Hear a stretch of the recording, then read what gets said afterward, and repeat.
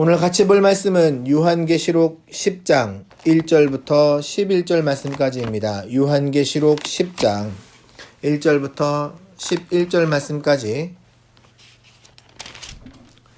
제가 봉독하겠습니다. 내가 또 보니 힘센 다른 천사가 구름을 입고 하늘에서 내려오는데 그 머리 위에 무지개가 있고 그 얼굴은 해 같고 그 발은 불기둥 같으며 그 손에는 펴놓은 작은 두루마리를 들고 그 오른발은 바다를 밟고 왼발은 땅을 밟고 사자가 부르짖는 것 같이 큰 소리로 외치니 그가 외칠 때 일곱 우레가 그 소리를 내어 말하더라. 일곱 우레가 말할 때 내가 기록하려고 하다가 곧 들으니 하늘에서 소리가 나서 말하기를 일곱 우레가 말한 것을 임봉하고 기록하지 말라 하더라. 내가 본 바 바다와 땅을 밟고 서 있는 천사가 하늘을 향하여 손을 들고 세세토록 살아계시니 하늘과 그 가운데 있는 물건이며 땅과 그 가운데 있는 물건이며 바다와 그 가운데 있는 물건을 창조하신 이를 가리켜 맹세하여 이르되 지체하지 아니하리니 일곱째 천사가 소리를 내는 날 그의 나팔을 불려고 할 때 하나님의 그의 종 선지자들에게 전하신 복음과 같이 하나님의 그 비밀을 이루어지리라 하더라. 하늘에서 나서 내게 들리던 음성이 또 내게 말하여 이르되 내가 가서 바다와 땅을 밟고 서 있는 천사의 손에 펴놓은 두루마리를 가지라 하기로 내가 천사에게 나아가 작은 두루마리를 달라 한즉 천사가 이르되 갖다 먹어버리라. 내 배에는 쓰나 내 입에는 꿀같이 달리라 하거늘 내가 천사의 손에서 작은 두루마리를 갖다 먹어버리니 내 입에는 꿀같이 다나 먹은 후에 내 배에서는 쓰게 되더라. 내가 말하기를 내가 많은 백성과 나라와 방언과 임금에게 다시 예언하여야 하리라 하더라. 아멘. 네, 오늘은 이 책을 먹으라라는 제목을 가지고 하나님 말씀 증거하겠습니다. 오늘 본문은 요한계시록 10장의 내용입니다. 요한계시록 10장과 11장의 내용은 7째 나팔재앙 중에서 6번째 재앙 후에 7번째 나팔재앙이 시작되기 전에 삽입된 본문입니다. 오늘 말씀을 잘 이해하기 위해서는요. 에스겔 2장과 3장을 좀 읽어보시면 좋을 것 같습니다. 요한계시록에서 재앙이 펼쳐지다가 이 장면 전환이 일어나는 것은 요한계시록만의 독특한 문학 구조인데요. 요한계시록 7장에서 이미 한번 보았던 구조입니다. 요한계시록 7장은 7인 재앙이 진행되는 가운데 벌어지는 일인데요. 6번째 인이 떼어진 후 7번째 재앙이 시작되기 전에 그 사이에 삽입되어 있는 본문입니다. 7장의 내용이 무엇이었냐면 하나님께 인침을 받은 14만 4천 명의 셀 수 없는 무리가 등장을 합니다. 이 무리는 하나님께서 구원을 받고 어린 양과 함께 승리한 자들인데요. 이들에게 주어진 하나님의 약속이 있었습니다. 7장의 메시지는 그 인침을 받은 자들에게 주님이 함께 해주시는 것, 그리고 그 재앙 속에서 하나님이 지켜주실 것, 예수님이 목자가 되셔서 그들의 눈물을 닦아주실 것 등등 위로와 보호의 약속을 하셨습니다.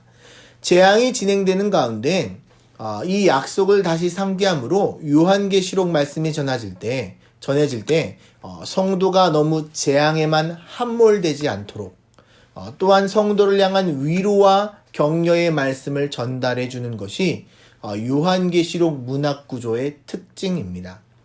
요한계시록 10장과 11장의 문학 구조는 이 앞에 7장의 그런 구조와 비슷하지만 기록된 목적은 약간 좀 다릅니다.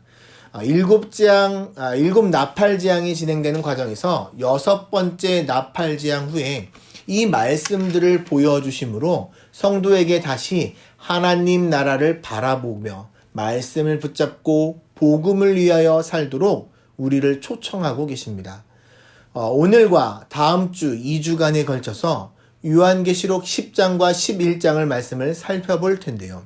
이 말씀들을 통해 혼란하고 영적으로 깜깜한 시대에 주님의 교회와 성도들은 어떻게 사명을 감당하며 살아가야 될지 하나님 주시는 마음과 결단함이 우리 성도님들에게 있기를 바랍니다. 요즘 코로나 사태로 많이들 어수선합니다. 뉴질랜드는 지난주 수요일부터 4주간 락다운이 걸렸습니다. 뉴질랜드뿐만 아니라 전 세계가 매우 혼란스럽습니다. 경제는 폭락하고 정치, 사회적으로도 여러 가지 문제들이 유발되고 있습니다. 이런 사태를 겪으면서 어떤 사람들은 하나님을 더욱 찾는 시간이 될 수도 있고요. 또 어떤 사람들은 코로나 사태 이후로 더욱 악한 길로 달려갈지도 모르겠습니다. 지난주 말씀을 보았던 것처럼 재앙 이후에 회개하지 아니하고 더 우상 숭배와 악을 달려가는 시대가 도래하게 될 것입니다. 그러나 우리 성도님들이 분명히 알으셔야 됩니다. 하나님은 여전히 일하고 계시고 우리와 함께 하시며 우리를 보호하시고 계십니다. 그리고 주님께서는 수년 내에 분명히 새로운 일을 일으키실 것입니다. 교회가 사명을 감당해야 될 때가 올 것입니다. 여러분, 이스라엘이 영적으로 가장 깜깜했던 시기에 엘리야를 보내셔서 이스라엘을 깨우셨고 엘리사와 7,000명을 준비하셔서 이스라엘을 새롭게 하셨던 것처럼 하나님은 분명 새로운 세대를 일으키실 것입니다. 그때를 위해 준비된 우리 한사랑교회 모든 성도님들이 되었으면 좋겠습니다. 오늘 먼저 본문 말씀을 살펴보겠습니다. 1절입니다. 내가 보니 힘센 다른 천사가 구름을 입고 하늘에서 내려오는데 그 머리 위에는 무지개가 있고 그 얼굴은 해 같고 그 발은 불기둥 같으며. 이 힘센 천사가 누구일까? 요한계시록 5장에 등장했던 천사인데요. 요한계시록 5장 2절에는 이렇게 말합니다. 또 봄에 힘있는 천사가 큰 음성으로 외치기를 누가 그 두루마리를 펴며 그 인을 떼기 합당하냐 하나. 일부 학자들은 이 천사를 그리스도로 보기도 합니다. 왜냐하면 이 천사가 1절에서 보여주는 특징들이 꼭 그리스도의 모습과 비슷하기 때문입니다. 구름을 입고 하늘에서 내려온다. 머리 위에 무지개가 있다. 얼굴이 해 같다라는 표현은 꼭 그리스도처럼 보이게 만듭니다. 그러나 이 천사는 그리스도가 아니라 어린 양에게서 능력을 받은 하나님의 사자인데요. 그 이유는 요한계시록에서는 예수님을 어린 양으로 비유하지 천사로 비유하지 않습니다. 또한 요한계시록 10장은 마지막 종말이 아닙니다. 이 힘센 천사가 그리스도라서 오신 것이라면 종말이 와야 되나 요한계시록의 말씀과 역사는 계속 이어집니다. 요한계시록 5장과 10장을 이해하려면 에스겔 각각 2장과 3장을 좀 참고해 보시면 더욱 좋은데요. 에스겔에 주어졌던 이 환상이 요한에게도 동일하게 주어지고 있습니다. 요한계시록 10장의 이 힘센 천사는 요한계시록 5장에서 등장한 천사로서 어린 양에 취하셔서 7인을 뗀 이후에 열려진 두루마리를 가져와 요한에게 이 책을 먹으라 전하는 천사입니다. 이 천사는 그리스도는 아니지만 보좌 위에 앉으신 하나님과 어린 양으로부터 권능을 받아와 그 모습을 통해 주님이 어떤 분이신가 우리에게 보여주고 있습니다. 예수님께서 마지막 날에 구름을 타고 오시겠다 약속하신 것처럼 이 천사도 구름을 타고 옵니다. 구름과 함께 강림한다라는 것은 구약의 에스겔에 보면 하나님의 큰 능력과 임재가 나타날 때 동반되는 현상입니다. 얼굴에 무지개 같다라는 것은 언약하신 것을 반드시 지키겠다라는 하나님의 신실하심을 나타냅니다. 노아 홍수 후에 무지개로 언약하셨던 하나님의 언약에 대한 신실함을 나타낸 것이 바로 이 무지개입니다. 이 천사가 가지고 온 두루마리에 적힌 내용은 주님을 신실하게 지키시고 이루실 것을 의미하고 있다는 것입니다. 얼굴이 해 같다라는 것은 하나님의 거룩하심과 영광스러움을 상징하는데요. 그리고 그 발이 불기둥 같다라는 것은 하나님의 심판을 의미합니다. 이 천사의 발이 2절에 보면 두 곳을 밟고 서 있습니다. 그 손에는 펴놓은 작은 두루마리를 들고 그 오른발은 바다를 밟고 왼발은 땅을 밟고 한쪽은 바다를 밟았다라고 하고 한쪽 발은 땅을 밟고 있습니다. 이 부분이요 요한계시록 13장을 이해하는 포인트가 되는데요. 요한계시록 13장에는 두 짐승이 올라와 성도와 세상을 42달, 3년 6개월 동안 유혹하고 핍박하게 됩니다. 이 두 짐승이 바다에서 올라오는 짐승은 무엇을 상징하냐? 세상 권세를 가지고 핍박하는 자를 의미하고요. 이 땅에서 올라오는 짐승은 누구냐면 거짓 선지자로 성도들을 미혹하게 하는 거짓의 영입니다. 이 천사가 이 두 발로 바다와 땅을 밟고 있다는 것은 이 두 짐승, 그러니까 세상 권세와 거짓 영으로 성도들을 유혹하고 핍박하는 자들을 반드시 하나님께서 심판하실 것이며 하나님의 구원의 역사는 반드시 완성될 것임을 미리 암시하고 있습니다. 이 땅에는 잠시 동안 혼란과 핍박과 미혹이 있지만 하나님의 영원한 통치는 반드시 이루어질 것이라는 것입니다. 이 천사가 갖고 있는 그 작은 두루마리의 정체는 무엇인가? 요한계시록 어린 양이 취하신 두루마리와 동일한 두루마리인데요. 요한계시록 5장은 이 두루마리를 비블리온이라는 단어를 사용하고 있고요. 10장은 오늘 이 단어를 비블라리디오니로라고 쓰고 있습니다. 당시 서신서들을 분석하면 이 두 단어는 같은 뜻으로 사용이 되었는데요. 이 단어에서 영어의 바이블이 나오게 됩니다. 즉, 이 작은 두루마리는 무엇이냐면 성경책, 그러니까 하나님의 말씀을 뜻하는 단어입니다. 이 책의 내용이 손에서 펴져 있다, 놓여 있다라는 것은 뭐냐면 공개되어 있다라는 뜻인데요. 이 요한이 그 내용을 기록하려고 하니까 4절의 천사가 이렇게 말합니다. 말한 것을 인봉하고 기록하지 말라. 저는 여기에 두 가지 의미가 있다라고 생각합니다. 첫째는 우리가 기록한다고 하나님의 구원 계획을 다 100% 이해할 수 없기에 기록을 멈추라라는 것입니다. 하나님의 경륜, 구원의 계획은 인간의 이해를 넘어서는 일이라는 것입니다. 또 하나 이유는 이미 우리에게 주어진 것으로 충분하기에 기록될 필요가 없다라는 것입니다. 우리가 하나님 말씀을 다 온전히 100% 이해할 수는 없을지라도 구원을 누리기에는 충분한 말씀을 주셨다라는 것입니다. 근데 여러분 좀 아쉽지 않습니까? 다 기록해서 알려주면 좋을 것 같은데 이단도 안 생기고요. 그죠? 이 요한계시록을 보다 보면 하나님께서 말씀을 전해주시는데 특징이 하나 있습니다. 이 큰 그림과 구원의 계획에 대해서는 큰 것은 보여주는데요. 자세하고 세부적인 내용에 대해서는 침묵하시며 여백으로 공간으로 남겨두실 때가 종종 있습니다. 하나님의 큰 구원의 계획은 다 알려주셨지만 디테일하게 세부적으로 알려주진 않았다는 것입니다. 하나님이 저와 여러분에게 구원을 누리기에 부족하지 않도록 말씀을 우리 손에 들려주셨지만 이 각자의 삶에서 말씀을 붙잡고 하나님의 뜻을 이루도록 여백으로 남겨두신 부분이 있다라는 것이죠. 그 부분을 말씀을 붙잡고 여러분 우리가 채워나가는 것입니다.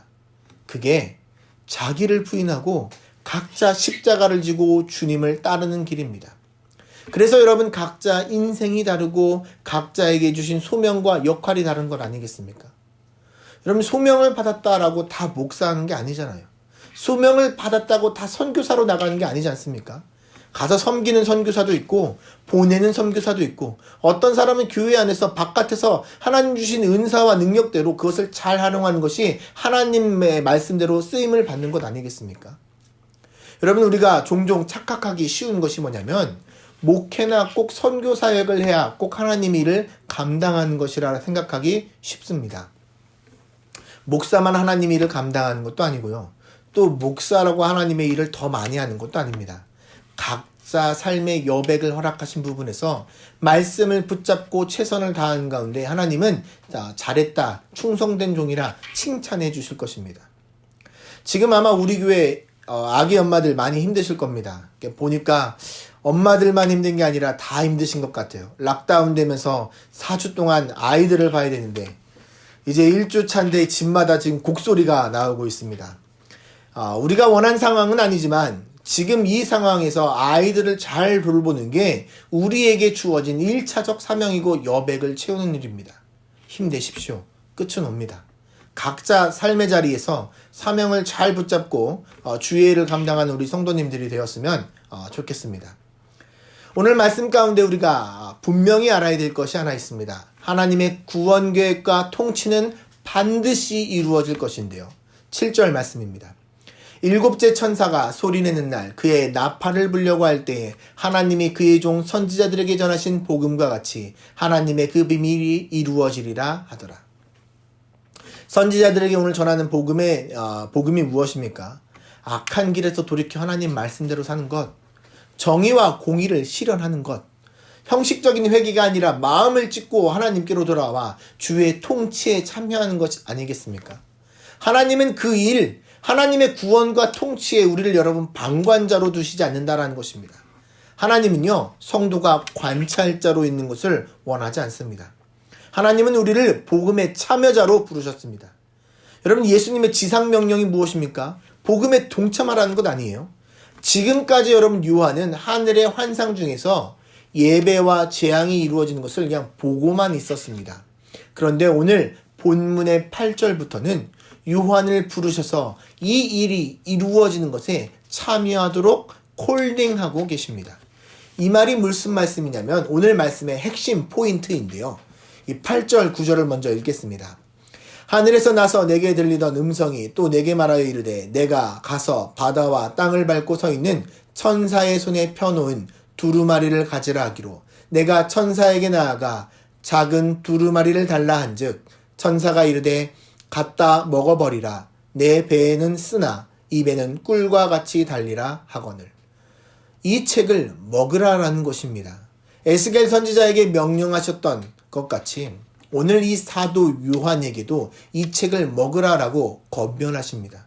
말씀을 먹으므로 동참자가 되는 것입니다. 여러분, 성도는 말씀을 가까이 함으로 그 말씀에 힘을 얻어야 되는 존재입니다. 말씀을 매일 가까이 해서 나의 영의 양식을 삼아야 됩니다. 신명기 8장 3절 말씀, 너를 낮추시며 너를 줄이게 하시며 또 너도 알지 못하며 내 조상들도 알지 못하던 만나를 내게 먹이신 것은 사람이 떡으로만 사는 것이 아니요 여호와의 입에서 나오는 모든 말씀으로 사는 줄을 내가 알게 하려 하심이라. 이스라엘 사람들이 광야에서 만나를 매일같이 먹었듯이 말씀을 가까이 하는 것이 그만큼 중요하다라는 것입니다. 이번 코로나 사태를 겪으면서 다들 집에 비상식량들 많이 준비하셨을 겁니다. 사진과 이런 것들을 SNS 보니까요, 마트도 동나고 사람들도 줄 서서 쓰고, 제가 그 사진과 그런 것들을 보면서 좀 생각 들었던 마음이 뭐냐면, 사람들이 먹을 육의 양식은 저렇게 챙기고 있는데 우리가 과연 영의 양식은 그만큼 챙기고 있는가 좀 생각해 보게 되었습니다. 여러분 우리가 아무튼 이 락다운에 걸렸지만 이 더불어 이 기간 동안에 말씀을 가까이 함으로 은혜와 영적인 힘을 공급받는 기간이 되었으면 좋겠습니다. 그러면 말씀을 어떻게 먹어야 될까? 저는 이것을 가장 잘 설명하는 것이 이 히브리 개념의 묵상이라고 생각합니다. 히브리어로 묵상이 하가인데요. 여기에는 두 가지 뜻이 내포되어 있습니다. 배고픈 들짐승이 먹이를 찾듯이, 이 목마른 사슴이 시냇물을 찾듯이 간절히 찾는 상태를 의미합니다. 또 하나의 의미는 뭐냐면요, 소가 되새김질하듯이 잘게 소화를 시켜 말씀을 여러 번 곱씹어봐 내가 소화해내는 것을 뜻합니다. 즉 묵상은 뭐냐, 간절한 마음으로 말씀을 대하며 그것을 내 삶에 곱씹어 내 것으로 소화해내어야 된다는 겁니다. 말씀을 대할 때 대부분 성도님들이 아멘으로 응답하시며 기쁨으로 받으실 것입니다. 하나님 말씀을 통해 은혜 받는 것이 기쁘고 즐거운 일입니다. 그런데 말씀을 현실에서 살아내는 것은 쉽지 않습니다. 입에는 다르나 배에는 쓰더라. 이 표현이 꼭 이런 뜻입니다. 사랑하라, 용서하라, 이렇게 신앙생활 하십시오 라는 말에 여러분, 우리가 마음 가운데 찔림도 있고 터치도 있고 도전도 받지만 그것을 살아내려면 부대낌이 있습니다. 또는 말씀을 붙잡고 죄와 싸우며 살아나가야 될 때도 있습니다.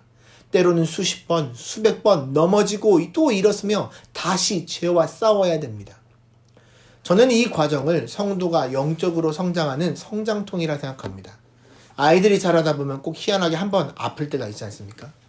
근데 그 시간을 지나고 나면 아이들이 자라있는 것을 보게 됩니다.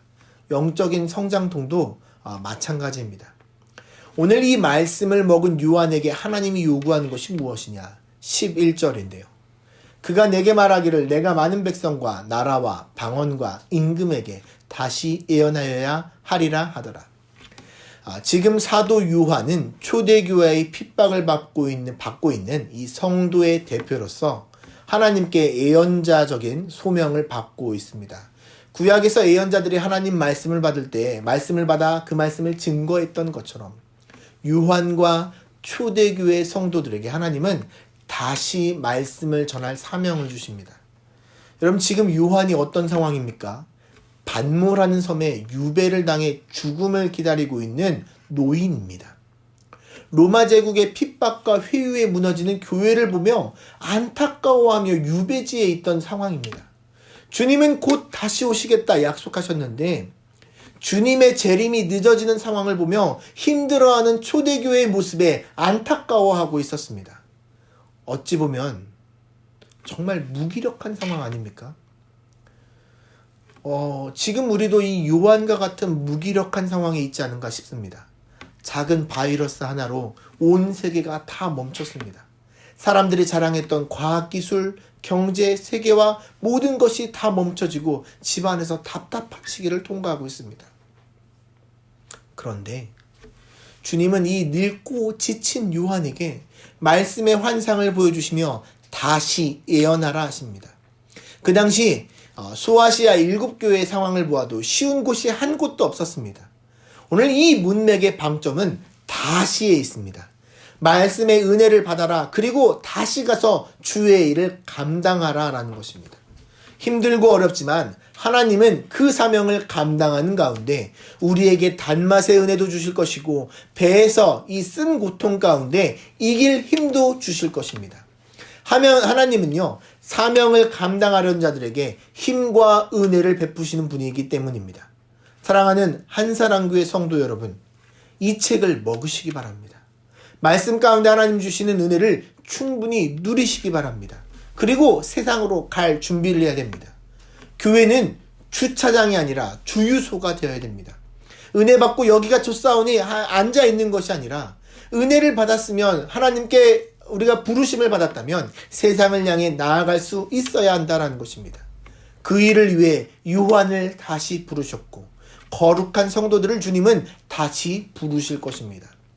이 코로나 사태가 끝나고 났을 때 다시 우리가 가야 될 일터와 학교와 삶의 여러 자리에서 말씀과 함께 복음을 살아내는 어린 양이 어디로 이끄시는 간에 그분을 따라가는 거룩한 성도들이 되었으면 좋겠습니다. 하나님께서 건강한 교회를 통해 다시 주의 일을 맡기실 시대가 반드시 올 겁니다. 그때를 위해 우리가 준비하는 기간이 되었으면 좋겠습니다. 특히 이 사순절을 기다리는 기간에 이 4주간 락다운이 걸렸습니다. 이 기간에 말씀을 우리가 좀 더 가까이 하는 좀 더 영의 양식을 소유할 수 있는 그런 시간이 되었으면 좋겠습니다. 이 말씀의 단맛, 쓴맛을 다 소화해 영적으로 성숙한 기간이 되길 진심으로 축원합니다. 기도하겠습니다. 하나님, 저희가 이 책을 먹고 주 앞에서 바로 설 수 있기를 간절히 소망합니다. 사도 요한에게 이 책을 먹고 다시 열방 가운데 예언하여야 하리라 말씀하신 주님. 저희가 하나님 말씀 가운데 은혜와 힘과 능력을 입어 다시 나아갈 수 있는 준비하는 기간이 되었으면 좋겠습니다.